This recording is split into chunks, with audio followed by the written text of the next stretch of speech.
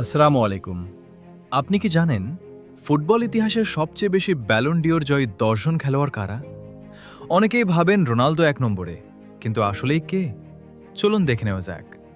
১০ নম্বরে রয়েছেন লেভ ইয়াশিন। রাশিয়ার এই কিংবদন্তি গোলরক্ষক ১৯৬৩ সালে একবার ব্যালন ডিওর জিতেছিলেন।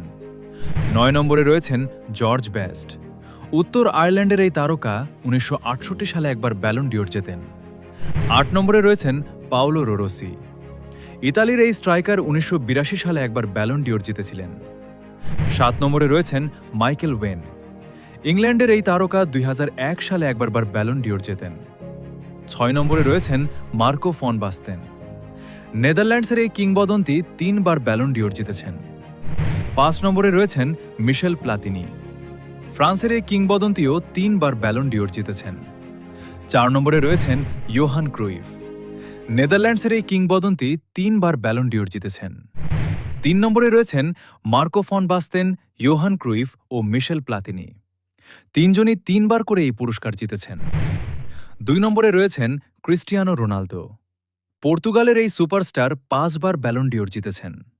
আর ১ নম্বরে রয়েছেন লিওনেল মেসি। আর্জেন্টিনার এই কিংবদন্তি রেকর্ড ৮ বার ব্যালন ডিওর জিতে ইতিহাসের সর্বোচ্চ স্থানে রয়েছেন। আপনার মতে ভবিষ্যতে মেসির এই রেকর্ড কেউ ভাঙতে পারবে? কমেন্টে আপনার মতামত জানাতে ভুলবেন না। আরও টপ ১০ ফুটবল র্যাঙ্কিং ভিডিও দেখতে এখনই র্যাঙ্কস্ফিয়ার বিডি সাবস্ক্রাইব করুন।